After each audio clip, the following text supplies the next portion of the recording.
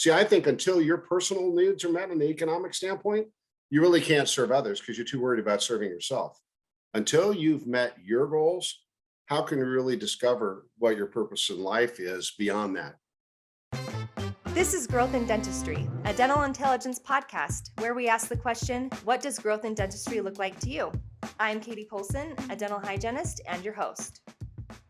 Welcome. It's another great day in the dental world. Before we get started, I wanted to invite you to join our Facebook dental intelligence community. Come join like-minded data nerds like us and learn from each other. Also, if you have a question for our CEO, Weston Lunsford, we are about our product or really anything else. Or just about him. Yeah. Like what hair product he uses. Yeah. Go to our product, our podcast page at dentalintel.com and record one. He will answer them on an upcoming Q&A episode. So now on to our show. We are continuing our conversation on filling chairs. And today we are talking specifically about filling your chairs by setting goals. And with me today is Curtis Marshall, VP of Enterprise Relationships. Welcome, Curtis. Thank you, Katie. And Curtis is going to introduce our very special guest today. Yeah, Katie. Now, there's many ways to fill a chair. And one of the subjects of filling a chair is setting goals to filling chairs. And as soon as you said that, I said, we have to get on this guy, this gentleman right here. Excuse me. His name is Kerry Straine. If you haven't heard of him, well, you must have been under a rock somewhere. Kerry has worked with multiple offices across the country. He's helped them not only grow, but to obtain goals that they never thought were possible. I've seen this myself. His team is world class. I'm so happy to have him on here on this show today. Kerry, thank you for joining us on this great topic of filling your chairs.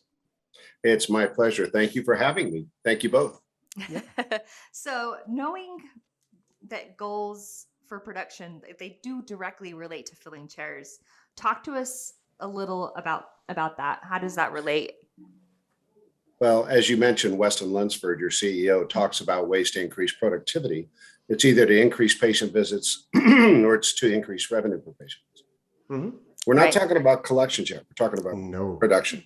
Mm-hmm. So they're two different concepts because somebody who's posting their production at gross may not collect it all and they have a budgeted factor for adjustments. But back to filling the chairs, if you want to increase your production in the next 12 months over the previous 12 months, simply just increasing your patient visits comes from filling your chairs. Mm-hmm. If you had 4,000 patient visits in the last 12 months and you want to increase your revenue by 20%, everything else being constant, set a goal of increasing your patient visits by 800, 20% of 4,000. And if the average patient visits per year per patient are 2, you're going to need 400 people to pull from to drive into the schedule. Now, where do you go to find them, right, Katie? I mean, that's a big question. Right. I'll tell you where I go. Do you guys want me to tell you where I go? I might have an idea, but yeah, please tell us, Kerry. I go to Patient Finder. So inside Dental Intel, if you don't have it. Inside Dental Intel, I go to Patient Finder. What is Patient Finder? Yeah, what's that? What is Patient Finder? Patient Finder is a icon on the left side of your screen in Dental Intel that allows you to look at all of your patients you've seen within a given period of time. And you can edit the list before you export. You don't even need to export. It's all integrated into the patient card within Dental Intel. But right there, you can find out who's scheduled and who's not, specifically in hygiene, more specifically in the doctor's chair. You can find out the date of last visit. You can look at it by insurance reimbursement plan they're in. You can look at it as how much unscheduled treatment is sitting in their charts. You can even look at the detail of what kind of unscheduled treatment there is, from fillings to ortho to crowns. Furthermore, you can also see how much insurance funds they have left. And if I was a dentist looking to fill my schedule to put more seats in the seats right now, I would go to the Patient Finder at Dental Intel. See, this is why I want to carry on here. Before he even got into everything else, he's like, here is what you need to do. Yeah. He's an action-driven individual, and his team is. Kerry, I want to take a small step back, though. Sure. You mentioned something interesting. If you want to have more production, one great way is to fill your chairs, right? We've talked about that in the past. But one thing that no one's really brought up before is you need to know where you are at in order to know what your goal is. You need to know what last year was, last quarter, last month, how many butts you had in your chair. And that is the starting point. In order to set a goal, and this is something that Kerry, I don't know how far you want to go into your goal stuff, setting stuff, Kerry, but as far as anything, you need to know the starting point before you actually set a goal. Yeah. And that was one of the way we address that is the first question to the doctor is, are you making enough money right now to fund your lifestyle, to pay off your debt, to establish working capital reserves for your business and your personal life? Have you funded your retirement? Are you establishing goals accurately? And to begin with, is you have to establish the goals for yourself so you know what goals you need to set for your business in order to meet your personal goals. Otherwise, it's like going on a vacation and not knowing where you're going. How do you pack for the journey? See, I believe the employees out there, they're more clear sometimes about what they expect from their career experience than the owners.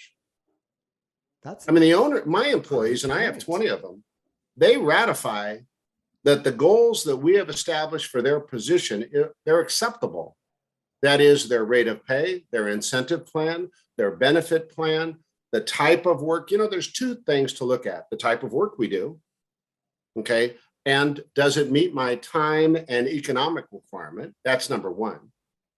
And if it doesn't pass there, I'm going to be looking every weekend at Indeed and Craigslist, right? I'm going to be going, Curtis Marshall, I'm coming to work for Dental Intel. I'm just saying, people are going to be looking if it hasn't met those basic bricks, if you will, of your building plan. The second component or second aspect of setting goals that they ratify is the work meaningful? Is it purposeful? Do I believe in the mission and vision of the owner? So owner, I do believe your employees ratify that their goals are going to be expected, at least economically, time-wise, and the type of work they do, or they wouldn't have accepted the job. And my question to you is, why are you running a business that doesn't set goals where you meet your same expectations as well? That really is Man, I got profound. chills there. I know, that's I didn't even think profound. you'd bring in the team members. I thought you were just going to talk about goals, but really, It all ties in together. Yeah.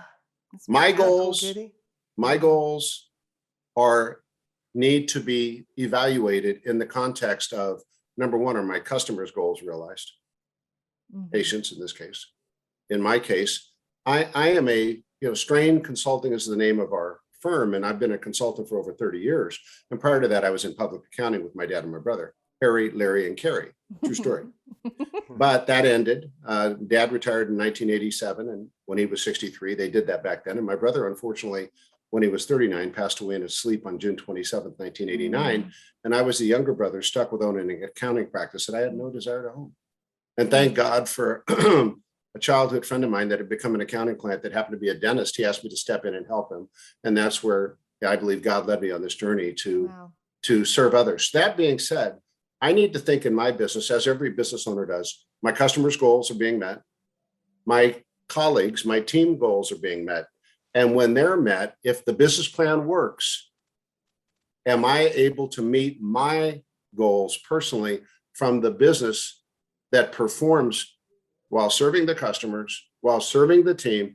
Is there enough left over to meet my goals? And if not, the goals were flawed at the design, you'll never be happy because you're never going to move into a state of affluence where your goals are met, where you have financial freedom. And if you really want to get there, and you're not, and I can tell you that they're not, because when I work with investment advisors to dentists all over the country, and I will leave them nameless. Yeah, but he works with multiple of them. Yeah. And I do, because I've worked with over 6,000 dental practices. I've had over 25,000 consults with dentists, my team and I on the phone. We actively on a daily work basis, we have hundreds involved with dental intel. I'm looking at the stats of these practices every week in my planning meeting. But I can tell you this, and this is stunning. Do you two know what percentage of dentists are economically prepared for retirement? Oh my gosh. Oh, I wouldn't even I know. hope it's high. I would think Because I look at dentists and what their lifestyle is and what they're doing. No, I know that's I would not. think it's high. So my dad I was don't know. My dad was a dentist before he passed on, and I mean it. I was, gosh, he'd been practicing for 30 years, and he's still, like, I think, in year 25 he started to save for retirement. I can't, or that might be inaccurate. My brother, if he's listening, is probably like, "What are you doing?" But I think it's close to that. And so, yeah. From one of the nation's leading investment advisors for dentists. It's 5%. Oh my gosh. So when you look at behavioral psychologists that these investment advisors hire to determine spending patterns, and this ties into goals, gang. Yes, it does. Mm-hmm. Whatever your burn rate is of spending money, burn rate, how much you spend while you're working, you're going to want to continue to collect that amount and spend that amount in retirement. So if you've got a dentist who's had a nice lifestyle and he's made, or she's made $250,000, $300,000 a year while working, they're not going to want to go to less than $300,000 a year. So in fact, it's going to be more because you're not working and you don't want to spend more. There's one activity that causes it to be more expensive. You know what that one activity is? Golfing. Golfing. If you're a golfer like I am, you're going to want to go to St. Andrews. You're going to want to play Pebble Beach. You're going to want to play all these great tell places. My husband to stop.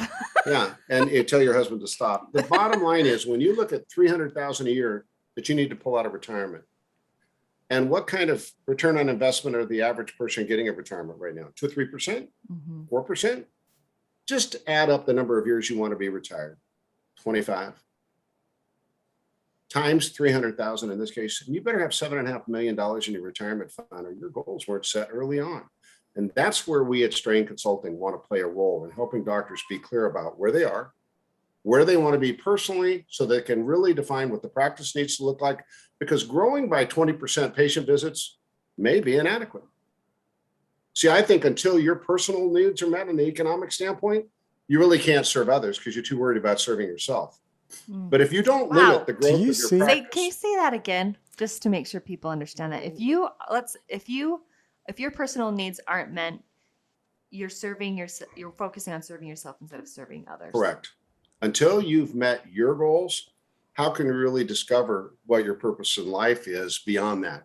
Right. And I find that most people work their business up to making a certain sum of money today. And that sum of money is really driven by their family of origins, socio-economic and spiritual imprinting. And that becomes their personal barometer. So when somebody starts making $200,000, $300,000 a year, they go, "Oh my God, that's more money I ever dreamed of," because their daddy wasn't, a billionaire. Not that mine was. My dad spent every dollar he ever made. So I had to break through my dad's philosophy, and I just focused on my clients. And when I continued to serve people that wanted me to serve them, and I grew team members that could serve them as well, if not better than I, and Curtis, you know all my team members, and they're incredible. Oh, then I knew I had grown the leaders that my business would be required to have on the team to support the needs of the customers. And we just continued to grow. There are very few entrepreneurial dentists. And even within that, there are very few that save for retirement.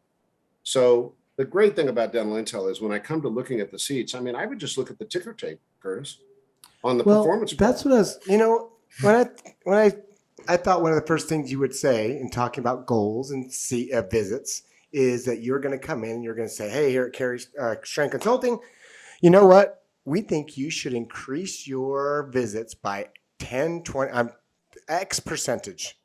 But you just flipped it on me, Kerry. You basically said, "Hey, first you need to know where you're at in the past. Then you need to know your vision of where you want to go in the future. And then you can set a goal."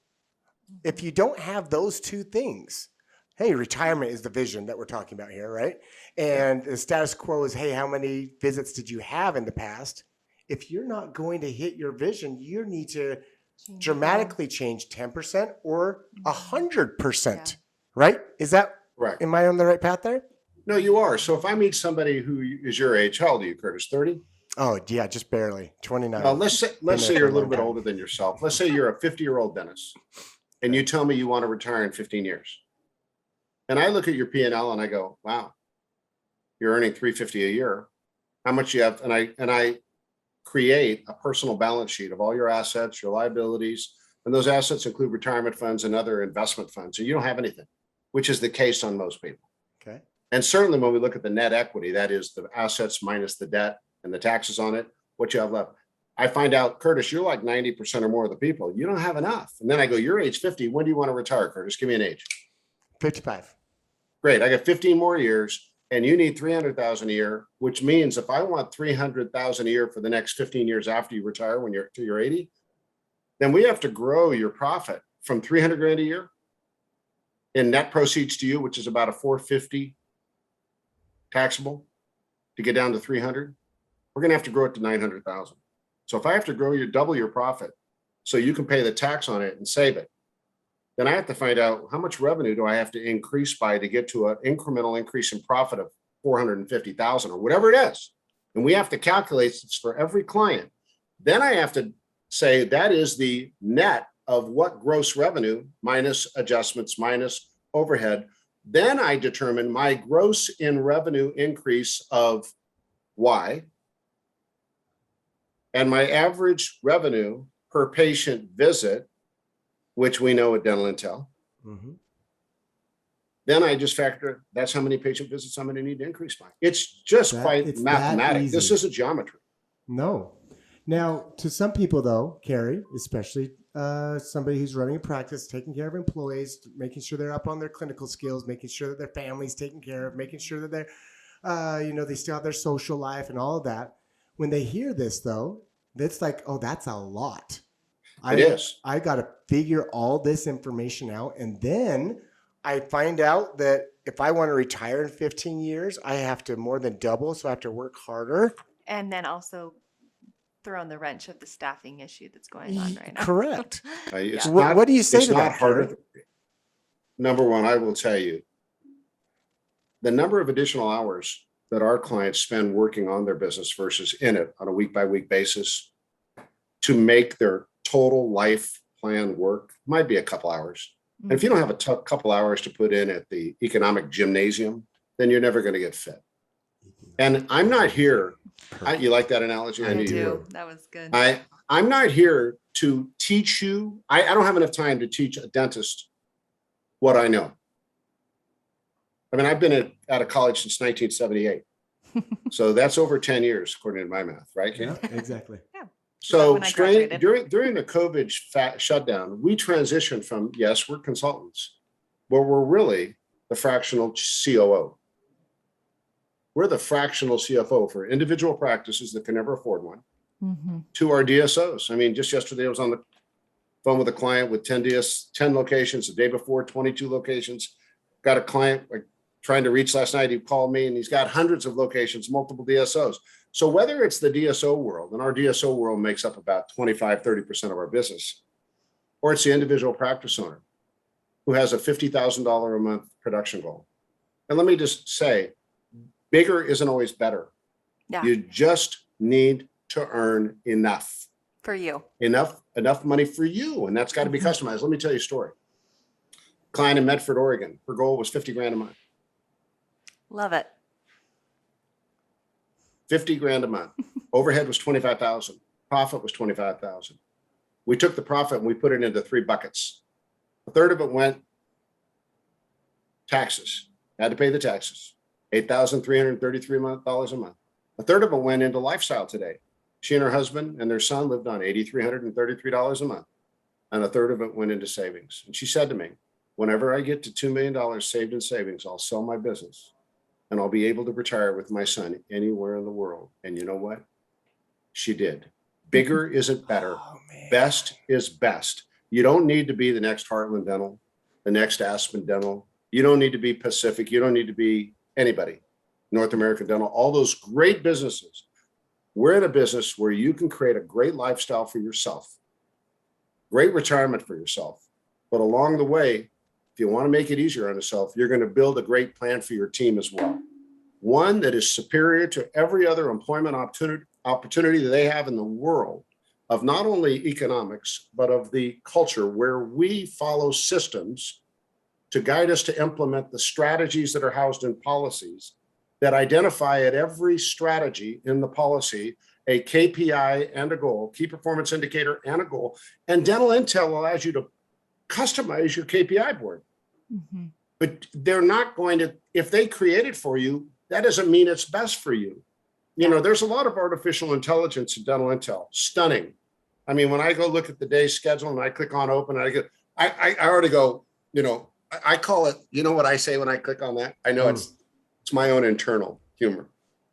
I always say when I open up the daily appointment book and I click on an open and it gives me the prioritized patients. Mhm. Do you know how on your phone it's Siri? Mhm. Yeah. And then what's that thing, the smart item in your home? Is it Watson? Alexa? Alexa. Oh, Alexis. You know what I call mine? Huh. Weston. Weston.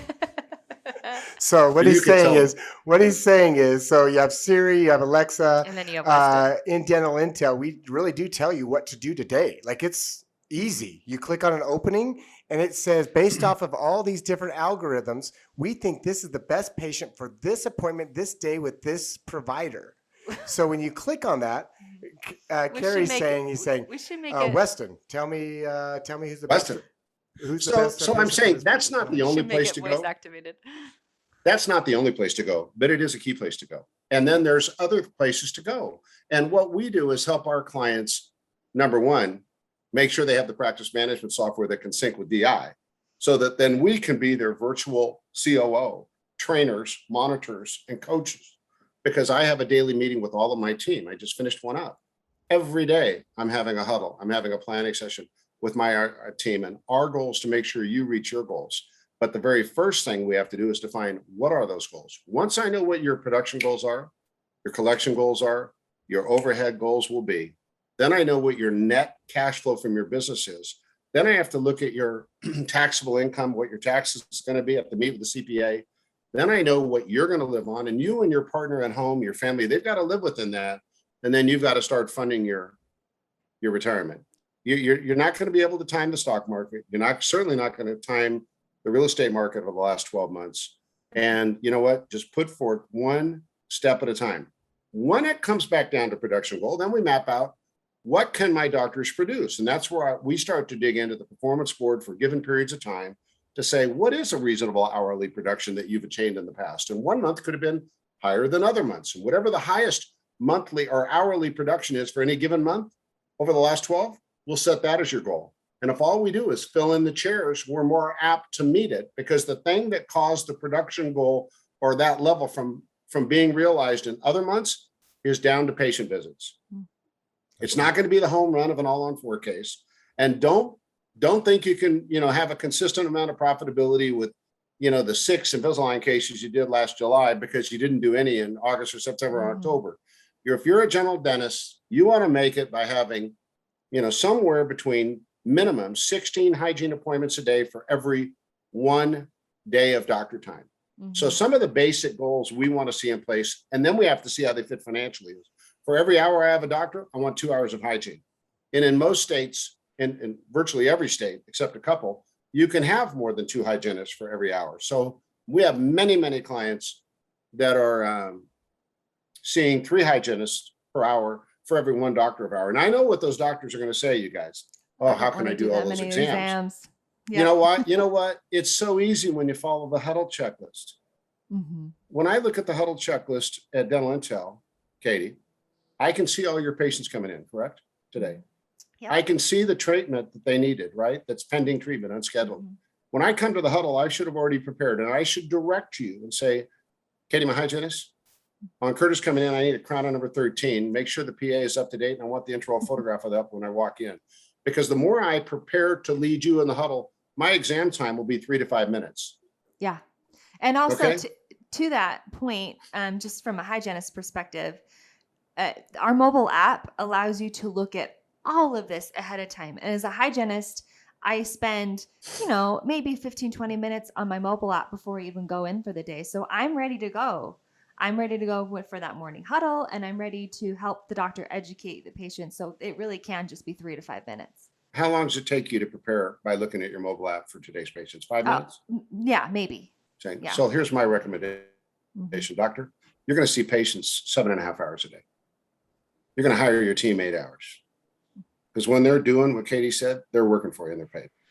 Yeah. So don't find yourself afoul with the HR guidelines that the federal and state and local authorities have set. You can learn to play by the rules and don't skip. Okay. And you treat everybody holistically with fairness, you and everybody. There's a way to put a plan. But out of those patient visits, the other thing that allows you to see 3 hygienists versus 2, look at your perio charting. I mean, you shouldn't have 8 prophies a day if you're an adult. I mean, I talk to doctors all over the country. I go, so what percentage of your patients should be in perio? Oh, 50. Well, good. I got 50% of my patients, all of my 4910 today, only half of them are going to need exams statistically.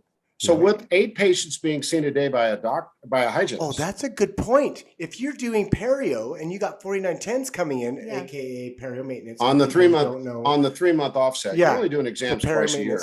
Then you're not doing I didn't think of that. Yeah. Carrie, thank you. That's a way to get more visits. Another brilliant idea from Kerry Straine. 30% of the population, technically, should be in some sort of perio program. Well, let me tell you, it's not up for me to determine that. We even have a way to determine it in each practice, subject to the doctor's belief system. So we could get into that another day. But again, once we understand globally what the practice needs to produce, collect, we can determine how many patient visits we need. We can determine how many patients we need to manage. I will tell you, I believe virtually every economic goal in the United States of the practice owner personally can be achieved with 12 to 1,300 patients in hygiene consistently year after year after year. And the doctor having the discipline of looking at the net cash flow and making sure 1/3 of it goes into retirement. And don't go raid the cookie jar economically and think you've scored a big one by renting a private jet. You can fly Southwest Airlines. Mm-hmm. You can't afford that. And you need to protect your family economically in the future and in today with the appropriate amount of cash flow from a business that funds what I call income and asset protection products, life and disability insurance, long-term care insurance, and a savings account that allow you to have that quality of life. So when you retire, as Curtis said he wanted to do at 65, you can look back knowing you had a great team that can carry on, pass on the baton to the successor, you're the predecessor, and that you've got wealth on top of what you can sell your practice for. And there's not that much really generated in terms of wealth selling a practice for $1 million because you're looking at 400,000 in taxes. And again, that's only 600 going in your savings account. You're going to need a heck of a lot more than that to have the quality of life you want. And when it's all said and done and you leave this earth, you can pass some of that money on to your local charity. You can pass it on to the government, or you can pass it on to your kids in the government. So these are things you're in control of. You're in control of these things. It's up to that owner to determine where I want to be, have the clarity to know where I am. And within the practice, you two, I want to let you know, having worked with 5,000 to 6,000 individual practices, the number of times I've had to suggest that they hire a marketing firm to go get more patients has been less than 2% of the time. 98% of the patients, when I look at the statistics in Dental Intel, and I look at Patient Finder, and I just pull out that list and identify who's scheduled and who's not. And then I compare it to the number of people I saw in hygiene in the last 6 months by going up to the production report on the performance board and digging into the data. Better yet, as a listener to this podcast, I want you to know I am committed to helping you see where you are. I am committed to helping you discover your potential if you're willing to share with me what you want. And I'll spend an hour with you, as I have with thousands of dentists as recently as last night, just to see, no obligation, but you've got to have the courage to look at your face in the mirror and say, this is where I'm at, this is where I want to be, and go from there. Even I have to get on the scale every now and then. What did I tell you, Katie? Honestly, this is Katie's first time, I think. This is my first time meeting Carrie. I'm so inspired. Golden. Yes. It's given so many nuggets. I mean, my favorite is better is not best. Best is best. Bigger is not best. Bigger is not Better best. is best. Best is best. You don't need to be Rick Workman, who founded Heartland Dental. The man's a genius. Yeah. But that was what he was driven to do.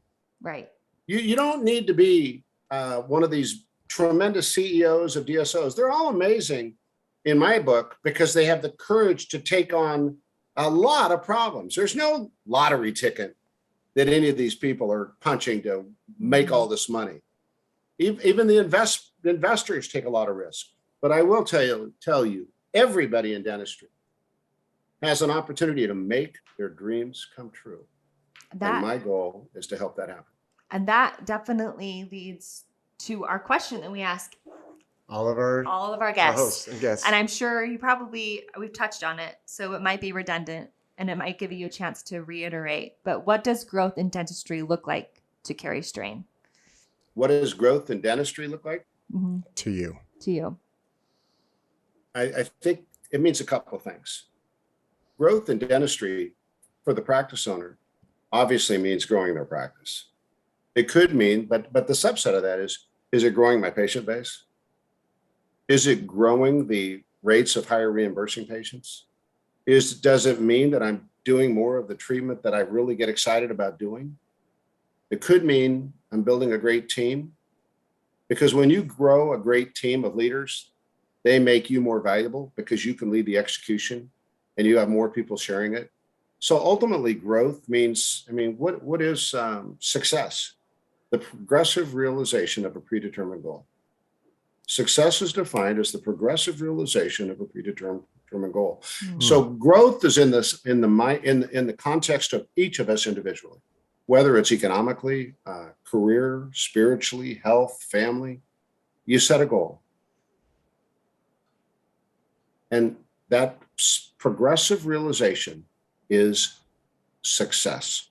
We're going to grow to our potential. But I want to say, when you look at professional athletes or actors or politicians, they all have people helping them do better than they can on their own.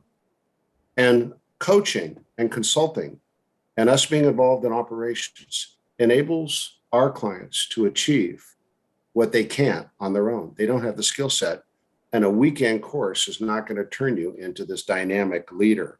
The weekend course may be the catalyst, but what keeps you on that journey are the baby steps that cause you to see progress, the growth along the way. So you're inspired because your vision has a calling, your goals have meaning, and you've got a great team that embraces that with you as well. Ultimately, your team's enthusiasm, their measure of satisfaction, and that of your customers is a reflection of who you are. I just want to stand up and applaud. Oh, God bless you. Oh my gosh, that was so good. Well, and don't forget, before we wrap, thank you, Kerry. Thank you, Kerry. And Katie, please reiterate to all the listeners that Kerry really threw in there.